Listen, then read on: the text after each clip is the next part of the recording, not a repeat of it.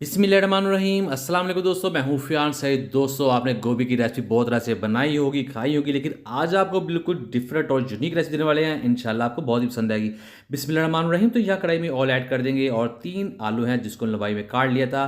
थोड़ा सा इसके ऊपर नमक ऐड कर देंगे और फिर इसको हमने करना है रोस्ट इस ऑयल में। इसको कर लेते हैं फ्राई।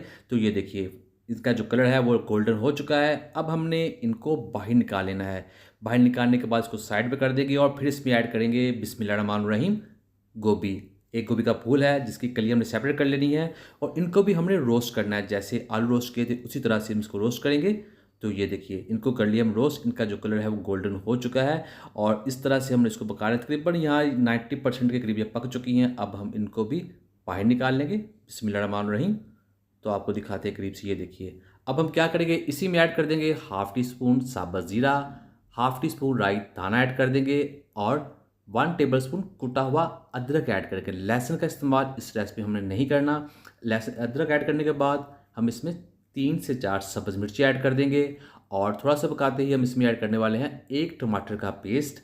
टमाटर का पेस्ट ऐड करने के बाद अब बारी है इसमें पाउडर मसाले ऐड करने की। तो सबसे पहले इसमें जाएगा नमक हाफ़ टी स्पून, लाल मिर्च का पाउडर 1 टीस्पून ऐड कर देंगे, हल्दी जाएगी हाफ़ टी स्पून और 1/4 टीस्पून काली मिर्च का पाउडर ऐड कर देंगे। तो यहाँ थोड़ा सा पका लेंगे, यहाँ इसकी पकाई करेंगे और फिर इसमें हम ऐड करने वाले हैं दही। दही जाएगी इसमें 3 टेबलस्पून जिसको हमने फेंट लिया था।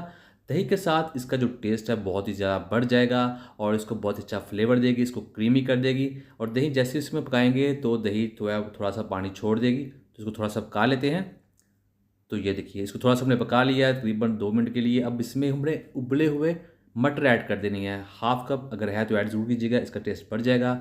जो आलू फ्राई कर लिए थे वो इसमें ऐड कर देंगे बिस्मिल्लाहिर्रहमानिर्रहीम और गोभी जो फ्राई कर ली थी वो भी इसमें ऐड कर देंगे।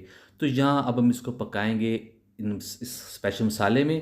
तो जैसे पकाते जाएंगे तो ये देखिए, ये सारा यहाँ जो फ्लेवर था मसाले का इस रेसिपी का वो सारा इस गोभी में और इस आलू में जा चुका है।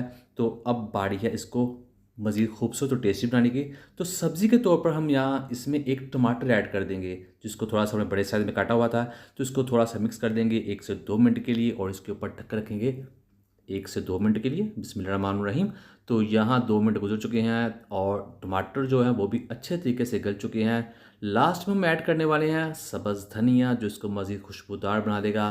तो दोस्तों यहाँ देखिए, आलू गोभी और मटर की रेसिपी बनकर तैयार हो चुकी है। इस तरह से बनाएंगे तो इंशाल्लाह बड़े बच्चे छोटे सभी इसे शौक़ से खाएंगे। मेहमानों को भी आप सर्व कर सकते हैं।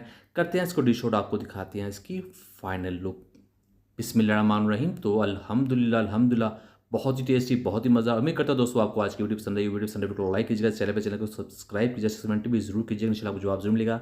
तो दीजिए फ़ियान सारी को इजाज़त। अल्लाह हाफिज़।